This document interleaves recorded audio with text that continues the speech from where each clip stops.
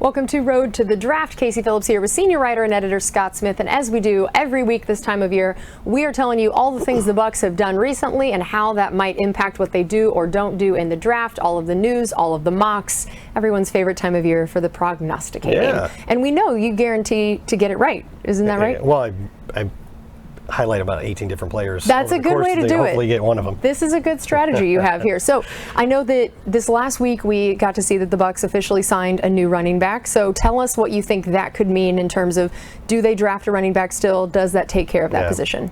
You know, the road to the draft is a long one, and today we're going to take a little bit of a detour. If you've been following the mock drafts, and there's endless number of them out there. For the first couple months, you saw the Bucs paired with cornerbacks a lot, right? Because people assumed we were going to lose Jamel Dean. Then we re-signed Jamel Dean, get him back, but crucially, released Donovan Smith. So now you see a lot of the mock drafts pairing us with the tackle, especially in this last week. The most prominent player you see is Darnell Wright of Tennessee, which we talked about last week. But the way mock drafts generally go, and I've done them myself, is you look at a team, you see their perceived needs, and you match it with the best prospect at that position. That's not really it doesn't really go as clean as that in real life. You don't know exactly what the Buccaneers or any other team's motivations are. So today, let's talk about some guys that maybe are a little bit more of a long shot based on positional value or how deep that position is in the draft. And I would start where you started, at running back. I have seen some mock drafts that give the Bucs Bijan Robinson of Texas.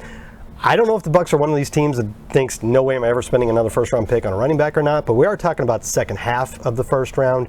And Saquon Barkley, Bijan Robinson is considered the best running back prospect since Saquon Barkley, who went second overall in his draft, I think. Maybe not the greatest of idea, but he's a great player.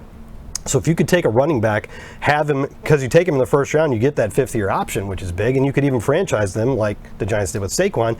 You could spend a second-half first-round pick on a running back and lock in a really good player for 6 years. Well, that's not necessarily bad value. Right. Yeah, I agree with that. And you brought up the idea of bringing back Jamel Dean. I know that the team also is bringing back Cam Gill and Lavonte David. So those are two other positions that I think we would have said prior to that signing in particular, hey, the Bucs probably got to draft guys here. Right. How much does this change that game? What kind of a need do you think we still have at those spots? I'll start with Lavonte, his position, an off-ball linebacker. The Buccaneers have one of the best duos in the league for the last 5 years in Devin White and Lavonte David. However, crucially, neither of those guys are signed for 2024. It might be time to start looking for the transition. Is Lavonte going to keep playing? Is Devin White going to re-sign here or go elsewhere? You don't really know, and it might be a long shot to get them both back. So it wouldn't be the worst idea in the world to reload at that position. And a guy they could look at is Drew Sanders of Arkansas, another guy that's kind of a sideline to sideline range guy. Actually does give you a little bit of edge rush, as you see right there. So I'm not saying he's Micah Parsons, but that sort of role where he's very good as an off-ball linebacker, but every now and then you can rush him off the edge. Yeah, that's going to be interesting. And then how about the idea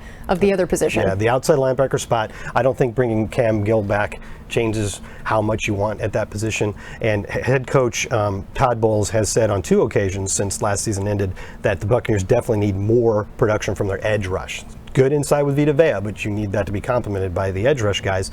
You know, so of course you're hoping more from Joe Tryon-Shoyinka and Anthony Nelson and so on, who they also re-signed. But it doesn't ever hurt to have more guys at that position. And one guy they could look at in the second half of the first round, after most of the blue chip guys are gone, is Keon White of Georgia Tech.